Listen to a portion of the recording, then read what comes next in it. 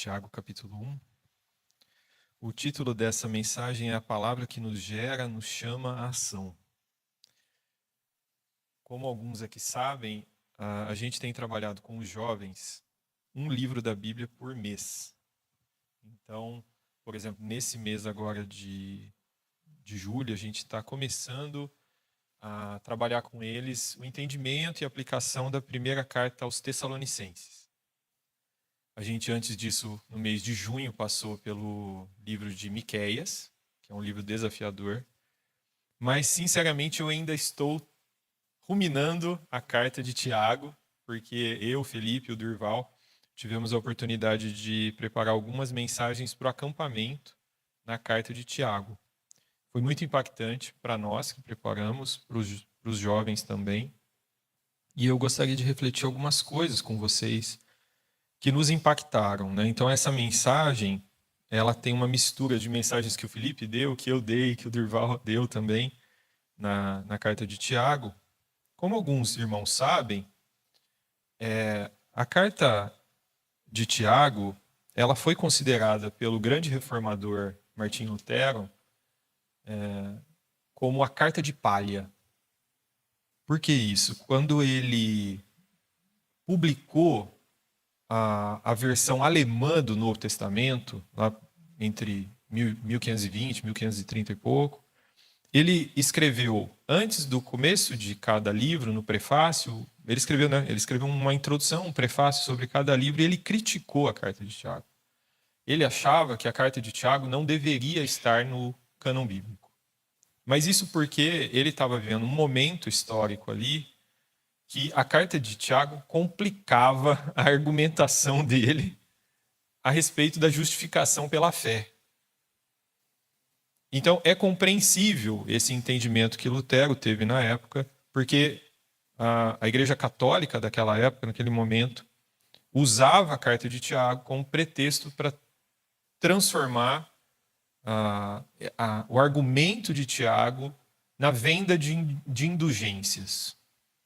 Então isso complicava muito Lutero, né? E ele fez esse comentário, ele não tirou, obviamente, do Novo Testamento, manteve, mas ele fez esse comentário que ficou marcado na história, né? E eu quero trazer um texto aqui, uma parte, que é essa parte entre o versículo 16 e 25, que mostra para nós que o entendimento da carta de Tiago como algo que não fala da graça de Deus em Cristo Jesus é um entendimento superficial, para dizer o mínimo, a respeito dessa carta. Porque a gente precisa entender que os apóstolos ali, os escritores, eles estavam escrevendo com ênfases diferentes. Se você lê Mateus, Mateus tem uma ênfase. Se você lê João, João tem outra ênfase. A escrita, ela tinha uma função e teve uma função primeira ali para os primeiros leitores. Uma necessidade ali, uma demanda ali inicial, né? Então, olha só esse texto. Esse texto que está projetado aqui está na Nova Almeida, então vocês vão perceber algumas diferenças com a Almeida Revista Atualizada, tá? Não se engane, meus amados irmãos, toda boa dádiva e todo dom perfeito vem lá do alto, descendo do Pai das luzes, em quem não pode existir variação ou sombra de mudança. Pois, segundo o seu querer, ele nos gerou, pela palavra da verdade, para que fôssemos como que primícias de suas criaturas. Vocês sabem estas coisas, meus amados irmãos. Cada um esteja pronto para ouvir, mas seja tardio para falar e tardio para ficar irado, porque a ira humana não produz a justiça de Deus. Portanto, deixando toda impureza e acúmulo de maldade, acolham com mansidão a palavra implantada em vocês, a qual é poderosa para salvá-los. Sejam praticantes da palavra e não somente ouvintes, enganando a vocês mesmos, porque se alguém é ouvinte da palavra e não praticante, assemelha-se àquele que contempla o seu rosto natural no espelho, pois contempla a si mesmo, se retira e logo esquece como era a sua aparência. Mas aquele que atenta bem para a lei perfeita, a lei da liberdade, nela persevera, não sendo ouvinte que logo se esquece, mas operoso praticante, esse será bem-aventurado no que realizar. Vamos orar? Senhor Deus, muito obrigado por esse texto, Senhor. Muito obrigado por esse texto ter atravessado este século, Senhor. Por esse texto estar aqui entre nós, como esteve lá com a igreja na dispersão, na diáspora, Senhor. Te agradeço porque é um texto que nos coloca de volta nos trilhos, Senhor, da prática da vida cristã, de como devemos viver a nossa vida cristã, de como devemos aplicar a nossa vida cristã, Senhor. Te agradeço por isso e pela presença de cada irmão aqui. Em nome de Jesus, amém. Olha só, gente, o primeiro ponto que eu quero levantar em defesa da carta de Tiago é que nós somos gerados pela palavra. Olha só no texto que ele revela para nós. Ele fala que toda boa dádiva, todo dom perfeito vem de cima. Ou seja, não pode vir nada de bom de baixo, de nós. O dom perfeito, a boa dádiva vem do céu. E é claro que aqui ele já está falando, obviamente, do próprio Cristo, né?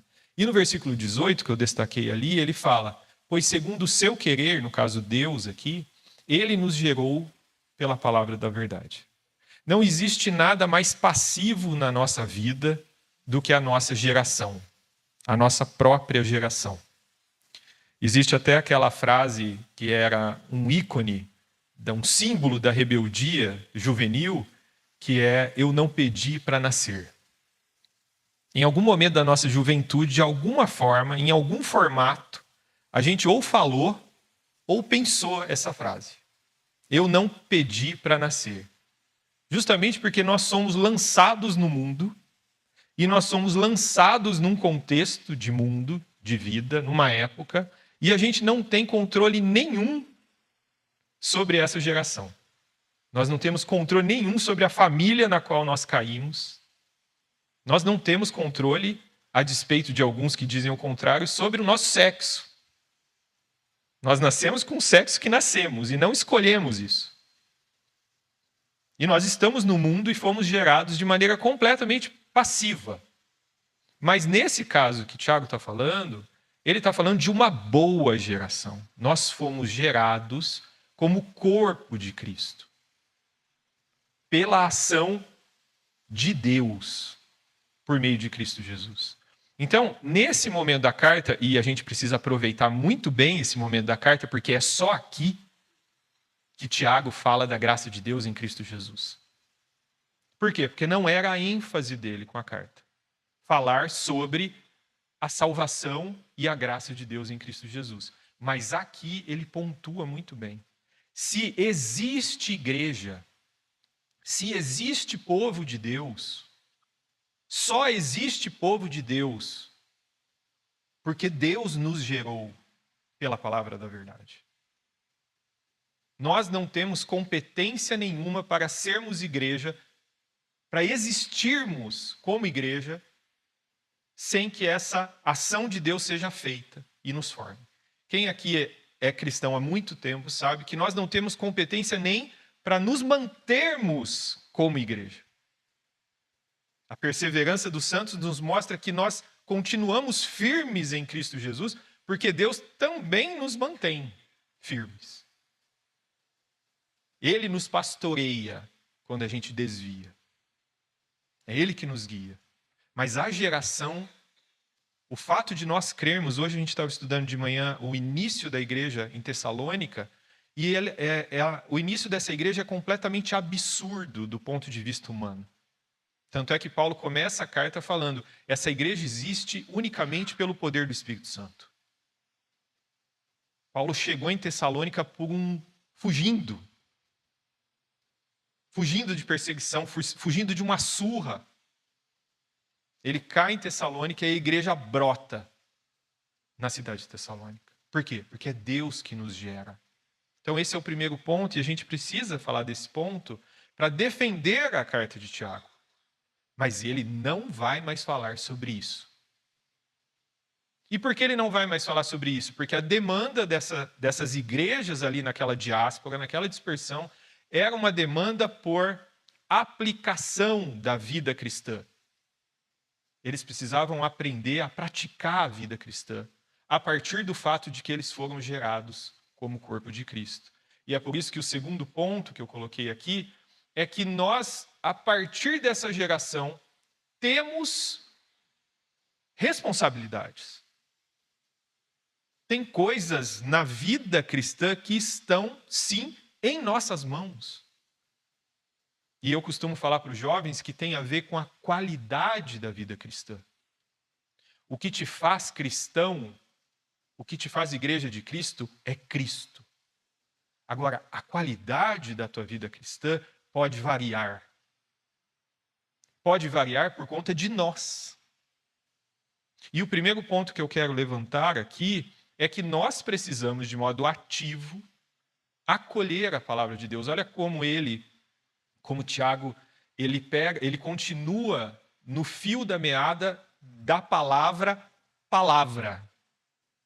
que no original é o logos.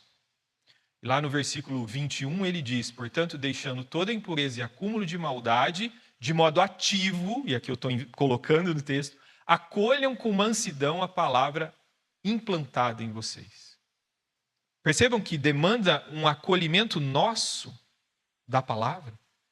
É você que tem que tomar tenência, como dizem os mais velhos, e acolher a palavra de Deus. E aqui tem uma questão na carta de Tiago, que eu falei até para o Felipe, que me chamou a atenção de ler e de estudar a carta de Tiago várias vezes. Ele faz algo em vários momentos da carta que confunde a gente. Era uma pessoa extremamente pragmática. E como uma pessoa pragmática, ela coloca o exemplo antes do ensino. A realidade concreta daquilo que ele está falando antes de ensinar. E o versículo 19 e 20 é um exemplo disso. Ele fala primeiro do estudo de caso. Do exemplo, ele diz, vocês sabem estas coisas, meus amados irmãos. Cada um esteja pronto para ouvir, mas seja tardio para falar e tardio para ficar irado. Esse é um exemplo de ensino. Esse é um exemplo pequeno da palavra. Entre muitos ensinos cristãos, esse é um exemplo. Então, o que Tiago está ensinando aqui? Que o cristão deve ser uma pessoa que, quando vai ouvir alguém, o cristão se aproxima, pronto para ouvir. Ele se inclina, ele se aproxima quando uma pessoa está falando, seja a pessoa quem for, e ouve a pessoa. Isso para os nossos dias já é algo raro. Nós vivemos numa escassez de ouvidos. As pessoas não querem se ouvir mais. Mas o ensino que ele está colocando como um exemplo, como um estudo de caso é: cada um esteja pronto para ouvir, tardio para falar, e mais tardio ainda para se irar. Percebe? Esse é o ensino. Ele coloca o ensino antes, a prática antes do ensino. É o exemplo. E aí já entra uma reflexão para a gente. Eu sou gerado pela palavra, eu sou corpo de Cristo. Você é corpo de Cristo. Você está praticando isso? Você tem sido uma pessoa pronta para ouvir? Tardia para falar? E mais tardia ainda para se irar? É o ensino, é o exemplo aqui. Tem muitos ensinos, mas esse ensino já dá para a gente. Já é pesado para a gente, hoje em dia. E aí ele vai para aquilo que ele está falando. Acolham esse ensino com mansidão. E aqui eu quero falar algo interessante sobre acolhimento da palavra. Existem pelo menos 2 tipos de não acolhimento da palavra de Deus. Existe um não acolhimento da palavra de Deus que é muito comum entre jovens novos na fé. Eu particularmente gosto deste não acolhimento. Eu vou explicar por quê. O não acolhimento explícito da palavra de Deus. Como que é o não acolhimento explícito por um jovem neófito, novo na fé? Eu estou discipulando ele e ele lê este exemplo prático que eu acabei de falar para você. Cada um esteja pronto para ouvir, tardio para falar, tardio para se irar. E o jovem, no meio do discipulado, ele fala para mim: Lucas, não vou fazer isso. Não vou. Eu não sou assim. Não faz parte da minha personalidade. Eu sou pavio curto. Eu sou boca aberta. Eu falo mesmo. Sabe por que eu gosto? Porque é fácil de lidar. Está explícito. Eu tenho como dialogar com esse jovem que está expondo honestamente que ele não está acolhendo a palavra. E aí eu vou trabalhar com ele. Eu vou trabalhar. Eu vou dizer para ele que em muitos momentos, a respeito desse ensino em particular, eu também não acolhi. A gente vai ter uma troca a respeito disso. Mas este menino, esta menina, esse jovem, já é gerado pela palavra da verdade. Já é do corpo de Cristo. Só que ela está num momento de construção, assim como nós também estamos. E está tendo a honestidade de falar que não acolhe esse ensino. Tem muitos outros ensinos, vocês estão entendendo isso, né? Isso está ficando claro. Existem muitos outros ensinos. Existe, por exemplo, o ensino de tomar um tapa de um lado do rosto e entregar o outro lado. Ou seja, reagir à violência com a não violência. Muitos jovens novos na fé diriam: Lucas, não tem como. Outro dia eu ouvi isso de uma jovem, achei legal, no estudo de sábado. Ela falou: Lucas, isso aí que você está falando não tem como praticar na nossa vida atual, no nosso ambiente de trabalho. Agora, tem uma outra forma de não acolher a palavra de Deus, que é a implícita, que normalmente acontece entre nós que já estamos há muito tempo na igreja. Você lê, cada um esteja pronto para ouvir, tardio para falar, tardio para ficar irado. Você faz assim quando você ouve esse texto, com um olhar de romantismo. Você acha bonito, mas você não acolhe. Não acolhe. Do mesmo jeito que o jovem fez. Por quê? Porque você, de alguma forma, pensa: não é para mim. Talvez seja para o irmão aqui do meu lado. Provavelmente é para o meu marido ou para minha esposa, mas não é para mim. É bonito. Mas eu não vou aplicar. E o problema do não acolhimento é que o acolhimento é o princípio. É o que vem antes do que a gente vai falar daqui a pouco, que é a prática. Se você não acolhe, se você não lê esse ensino e fala assim: poxa, é um ensino da palavra de Deus e eu preciso aplicar. Por quê? Porque eu não sou meu. Eu sou de Cristo. Por mais que eu ache um absurdo e eu quero sair falando, esbravejando com as pessoas no trabalho, na faculdade, no trânsito, eu estou lendo que o ensino está me ensinando isso, que eu preciso ser pronto para ouvir as pessoas. Tardio para falar, tardio para pregar. Mas a pessoa que não acolhe de maneira implícita, ouve, acha lindo e não leva para casa. E sobre não levar para casa, tem a continuação, que é que nós devemos praticar a palavra. Olha só como ele continua na mesma linha. No versículo 22 ele diz: sejam praticantes da palavra e não somente ouvintes, enganando a vocês mesmos. E aqui ele dá, acho que é um dos poucos momentos que Tiago cria uma parábola que eu acho fantástica, e eu falei sobre ela no acampamento, mas como eu estava rodeado de jovens, acho que eles não me entenderam direito, porque é um problema pós 40 anos, que alguns aqui vão me entender. Às vezes eu estou caminhando pela rua, pela calçada, né, de preferência, principalmente aqui na região do Guanabara, e eu olho para o lado e a fachada, por onde eu estou passando, é de vidro. E eu vejo lá o meu reflexo. Eu vejo uma pessoa que não sou eu. Porque eu me imagino mais novo. E quando eu vejo aquela imagem, eu falo, caramba, eu tô velho. Isso dizem que é o chamado problema de autoimagem. Quando você está pensando sobre você, você cria uma autoimagem sua. Mas quando você olha no reflexo, você se dá conta que você é você. Mas está bem mais velho. Os mais velhos entendem isso, né?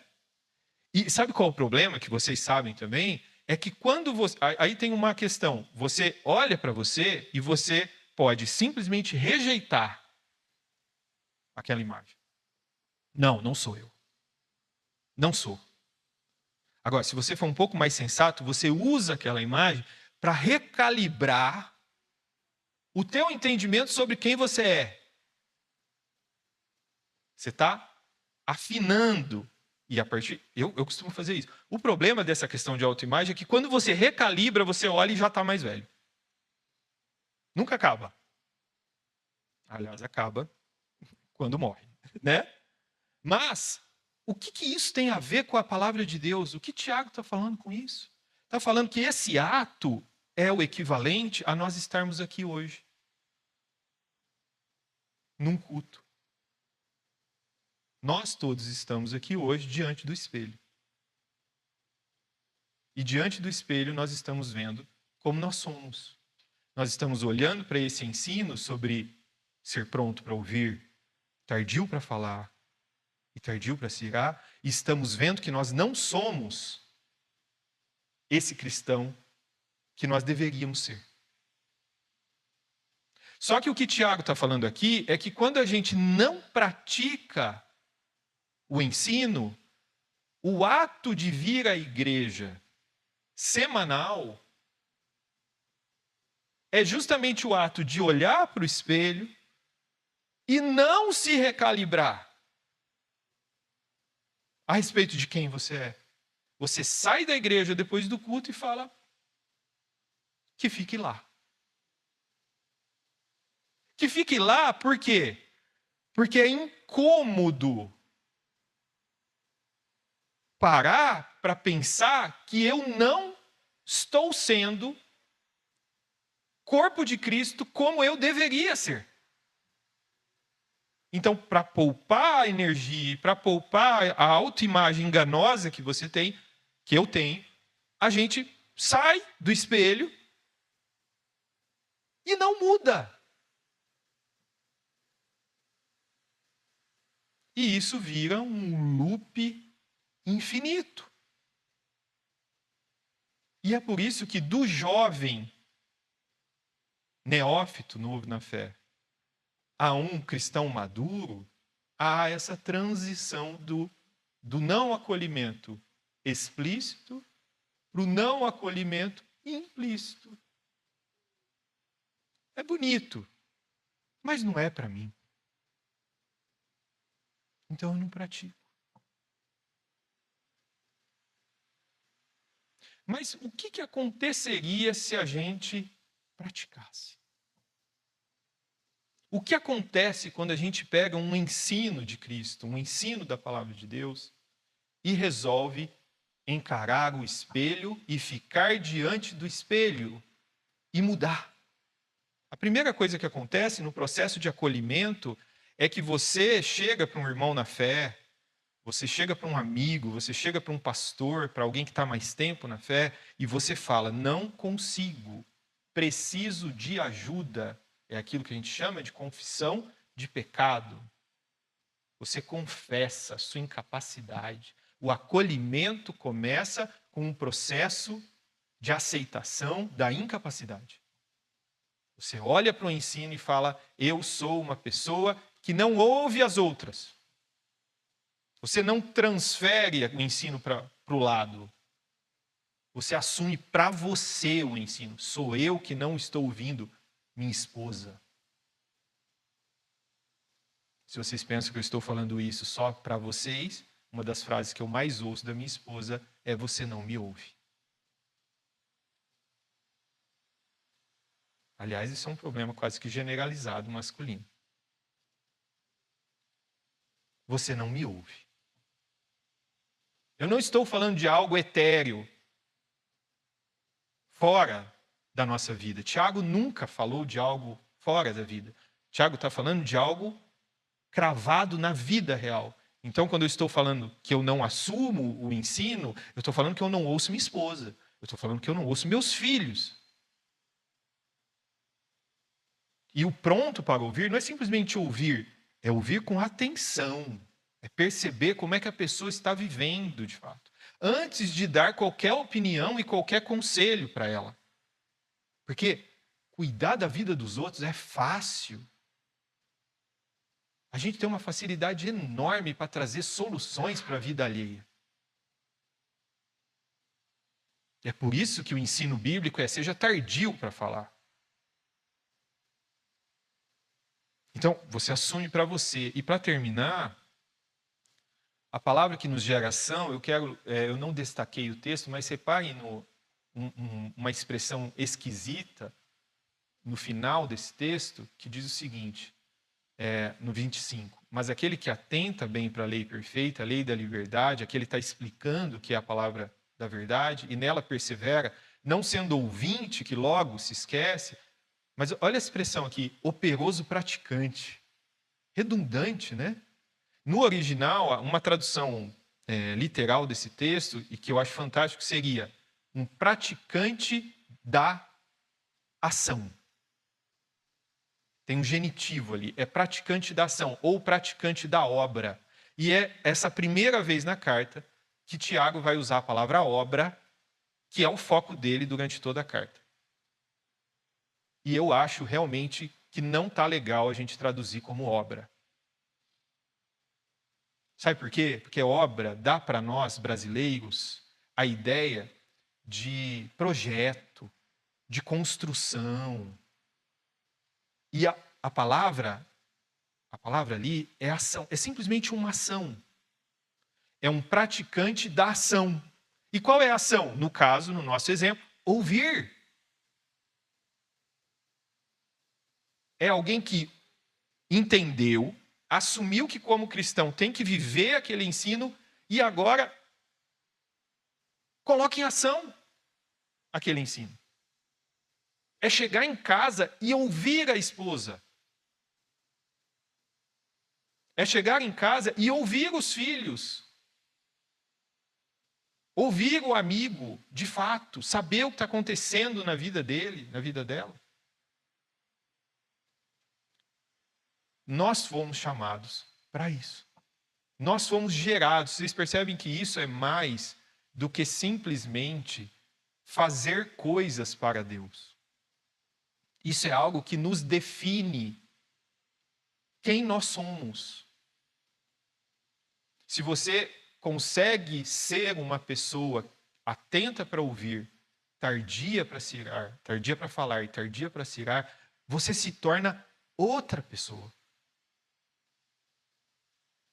E é esse é o objetivo, porque você foi gerado pela palavra de Deus para ser como Cristo.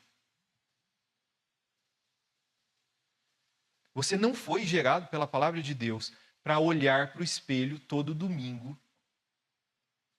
e não mudar. O que é mais assombroso, isso está em nossas mãos. Está. Ah, Lucas, mas eu perco a minha salvação sendo uma pessoa que ainda não acolheu esse ensino que você está falando, que não pratica? Não! Nós estamos falando sobre a qualidade da vida cristã. Sobre a qualidade de quem você é como cristão e sobre a qualidade do corpo de Cristo.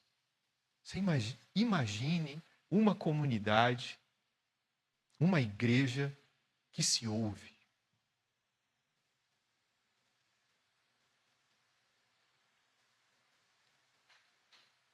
Imagine. Não é o pastor, não é o presbítero, não é o diácono, uma igreja que se ouve. Vamos orar? Senhor Deus, muito obrigado pela tua palavra, muito obrigado porque o Senhor nos gerou. Muito obrigado porque o Senhor nos gerou, apesar de nós, Senhor. Te louvamos muito por isso, Senhor. Te agradeço porque o Senhor nos mantém em Ti como corpo Teu, apesar de quem nós somos, Senhor. Mas estamos aqui hoje diante da Tua palavra para Te pedir ajuda, Senhor. Te pedir a presença do Seu Santo Espírito para que a gente possa acolher inicialmente a Tua palavra, Senhor. Olhar para a Tua palavra e assumir que sim, existem coisas que ainda não foram acolhidas do que o Senhor nos ensina. E a partir disso, dessa humildade, dessa mansidão, Senhor, queremos ser praticantes, Senhor. Porque queremos ser como Teu Filho, Senhor, como Cristo Jesus. Esse é o nosso desejo como pessoas, como comunidade, Senhor, para que o mundo olhe para nós e nos veja, Senhor, como espelhos Teus, Senhor. Em nome de Jesus, amém.